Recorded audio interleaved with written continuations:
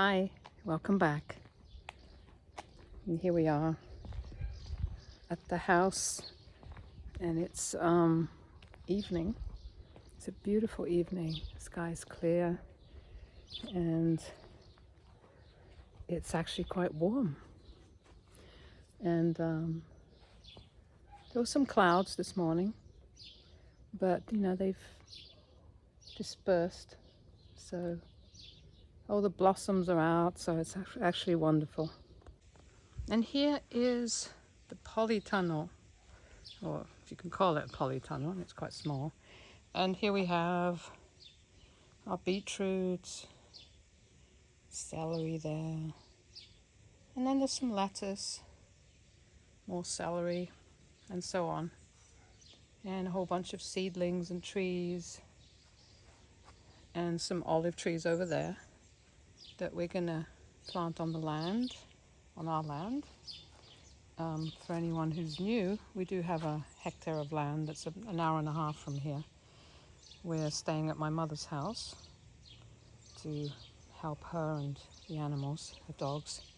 So we drive there once every 10 days or so, because it's an hour and a half away, so petrol has become very expensive. But anyway, after the land was devastated by floods and fire, then we have to replant.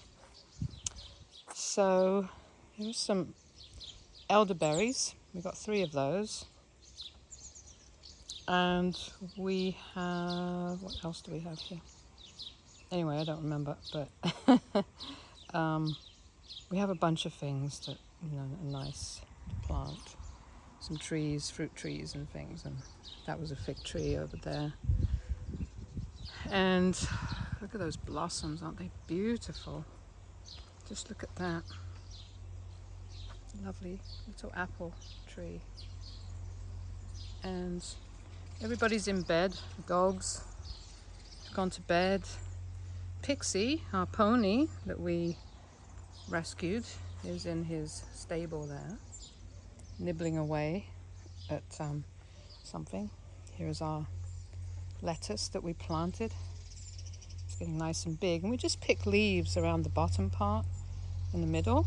It just keeps growing back, rather than picking the whole lettuce. Unless it starts bolting, if it starts getting the shoot coming up in the middle, flowering, then you want to pick it, because the leaves start to get too hard after that. There's onions here. But even if the leaves get hard, you can still, you can add them to soups, because lettuce is actually quite nice in soups. You've got a bunch of seedlings over there. It looks like one of the dogs has been there, which is not good. Bab's gonna water everything now. That's my mother's cabbages. She plants cabbages and potatoes. Yeah, it's been quite interesting living here.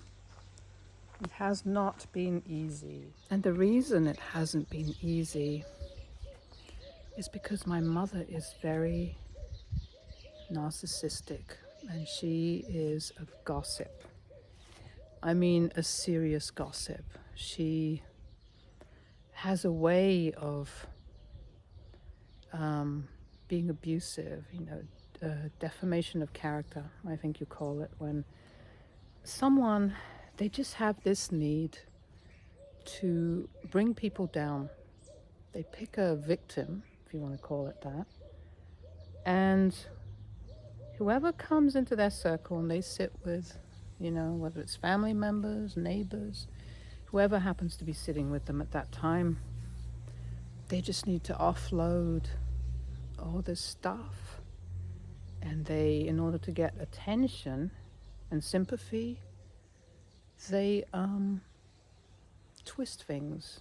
They take things that are innocent, things that are not negative, things that are actually positive, and they, it's the well going. Bab's watering. And they twist it, and they make it into something ugly. and then they share that with other people, their views on things, on a certain person. And this has been a huge challenge for us because my mother has a habit of talking about us. First, it was my dad, and she bullied him relentlessly by putting him down all the time, picking on him. Let's just walk around. And just relentlessly picking on him. He was very ill these last 10 years of his life. He's passed away now.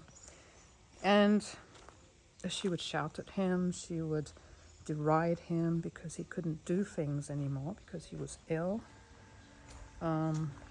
It was brutal. She would laugh at him sometimes. It was absolutely brutal. And I know she went through a very hard time with him in the early part of their relationship. And it's like she just let loose when he couldn't defend himself anymore, when he was helpless and dependent on her. So it's, I guess you'd call it elder abuse to a certain extent.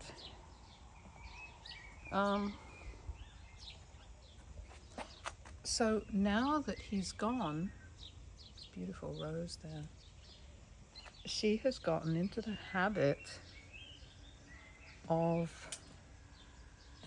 picking on us. Not so much to our faces because, we're not the kind of people to tolerate that. And we're not helpless like my dad was when he became ill with heart problems and all kinds of other health problems. But she will gossip to family members, make things up, take something and then twist it. And this is, how do you deal with that? How do you deal with people like that?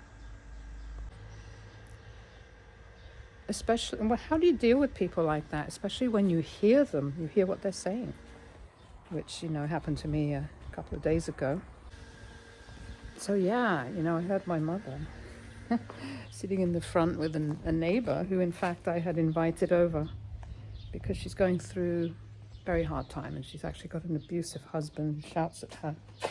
So I had said to this lady that, just come by if things get tough. If he's shouting at you, just go for a walk. Come by, because she lives just down the road. And sure enough, she did. She brought some veggies and things. They grow a lot of stuff. So, and then I was in the house and I overheard my mother just doing this gossip, this, putting me down, putting us down generally. And I'm not going to give details, but it's just stuff that is definitely not true and paints a bad picture. It brings a person down in the eyes of others. When you live in a community, people talk, they share things, they gossip. So, last thing you want is to be going around revealing personal things about your family, twisting things in order to get sympathy and attention from people because you have nothing better to talk about. And in my mind, it's passive aggressive, it's jealousy, it's lack of self-love, it's all these things, of course.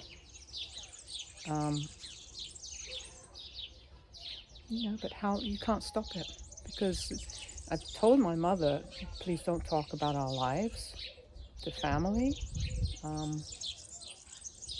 even little things. I don't want people to know, because it's just twisted, because she twists things when she tells people anything. It makes it seem like something negative. So she doesn't stop.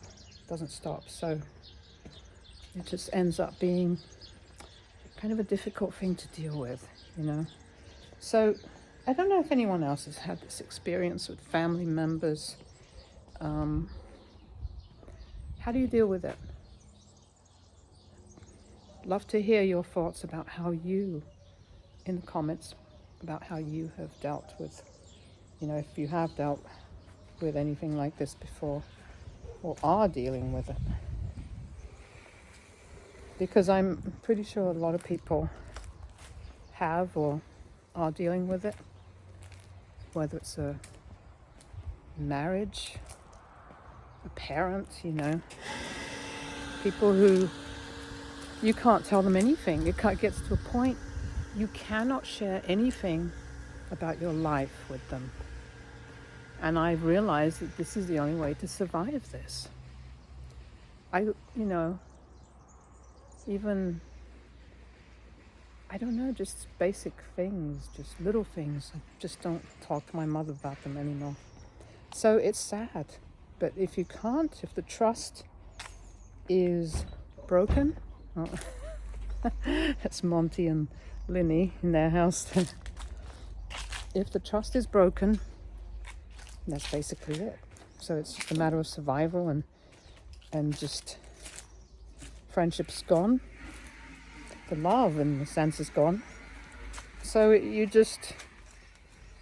kind of become almost like strangers, but you just go through the motions. We're not going to leave, not yet, not so much because of my mother, because to be honest, I'm at the point where, yes, we would leave now. Because when someone behaves like this, there's really nothing left in the relationship. There's no trust, there's nothing. So we have wondered if we should leave. But leaving is difficult. It's expensive, we have animals. And that's the main reason why we haven't. It's not some nice mint down here. Look at this. Isn't this beautiful? Look at that. Lovely. Not sure what kind it is. Spearmint? I don't know. So we are deciding to keep putting up with it, but really because of the animals. She would not be able to take care of them.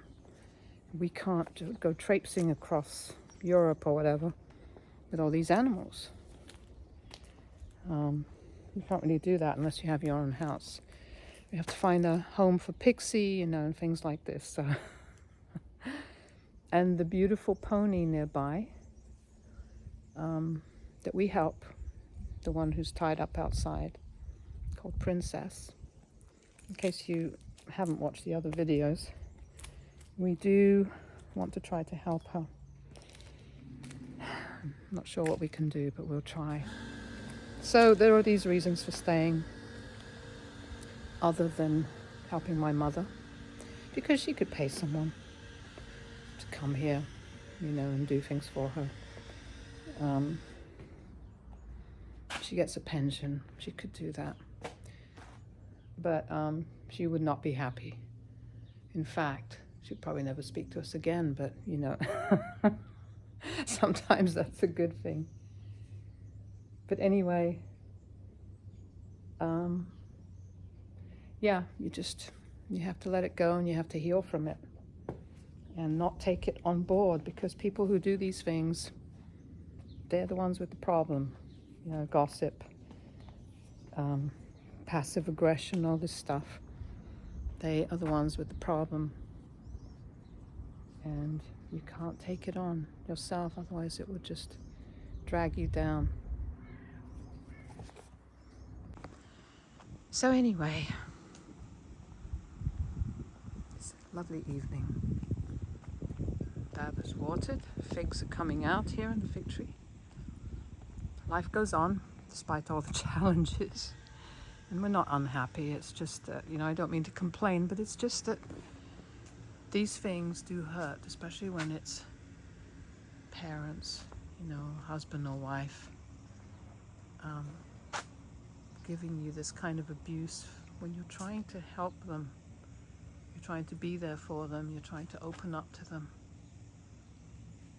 And all they do is resist and fight and sabotage their relationship with you by doing these things, and this is where the lack of self-love on their part comes from. They can't help it. And of course, you can't heal people. They have to heal themselves, or they have to get somebody to help them. Third party, a neutral person, a therapist, a friend, whatever, which is not going to happen in this case. Look at that, isn't that beautiful? I think that's monk's hood, but I am not 100% sure, but I think it is, and they're absolutely lovely. So, Babs just watered everything. So we've done this. There's quite a bit of work here. You see the passive-aggressive thing? She let the dog in, one of the dogs. The dog's been walking around on the seedlings, destroying things there. And she has done some weird sort of weeding over there, and she does this thing which I know is harmful to the trees.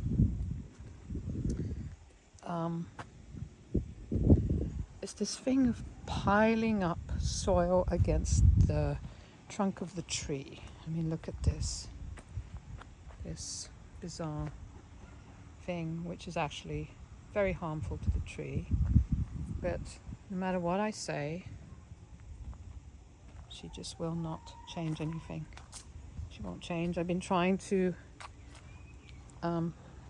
bring some of the soil down, because this was piled up even higher, and this tree is not doing well anyway. It's a little lemon tree. But she's just doing this volcano kind of thing around the trees. And this is actually higher than it looks. I don't know, you can't really tell. I don't know, the video makes it look flatter, but it's higher. And this is terrible. This actually suffocates the tree in a sense. It can bring mold around the trunk, prevent the roots from breathing. And I'm not sure what she thinks she's achieving, but it's her house. And she makes that very clear. So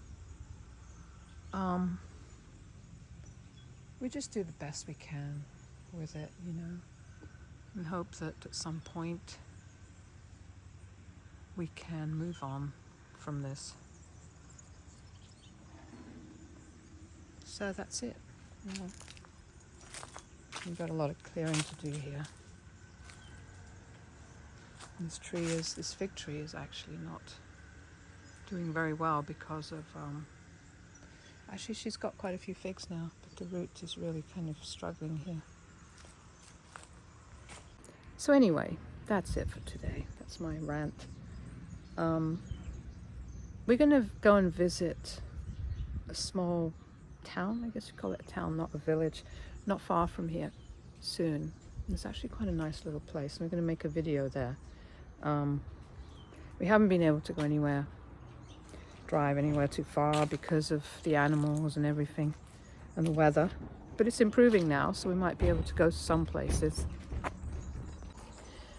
So anyway, it's going to be nice to make a video. I'm actually visiting a place soon. We've also been spending some time on thinking of ways to start a business. We had a little what do you call it? I don't know what you call it, mobile food business idea. Like a little stand on the beach or something. But we have been looking around for information from the municipality, which is like the local government offices for licenses and this and that.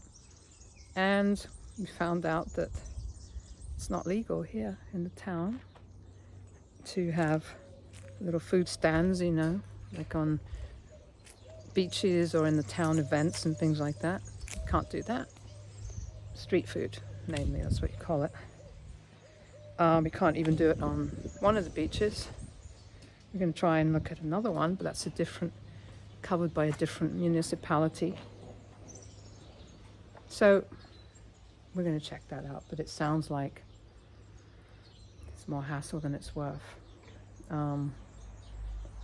But that was one idea we had as a way of trying to make a living here. So let's see. Let's keep creating, coming up with ideas and And Portugal is challenging. It's very challenging for any innovation, any ideas. If you want to start a business or anything, it's very challenging. It's, in my experience, and I've lived in many different countries, it's not a can-do country. It's more of a can't-do country.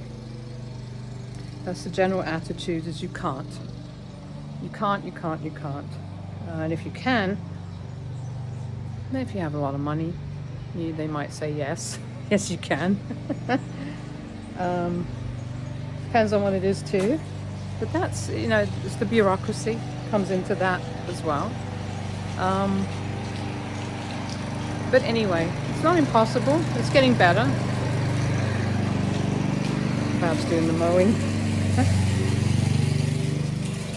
It is improving, but mainly in the city areas, I think. And of course, there everything's too expensive. So you want to start like a food truck or any other small business there, or even a hot dog stand or something. It's probably going to be competitive, expensive, and challenging in that respect. But anyway, if you're moving to Portugal and you have ideas, just make sure you do a lot of research before you apply for licenses and go to the financiers, which is the tax offices or whatever, where I think you sort out your business name there and you set yourself up and all this. So before you do all that, you have to research if your idea is even going to be possible or worthwhile doing, financially speaking. So yeah, there you go. It's our latest bit of research. So take care and hopefully see you soon. Bye.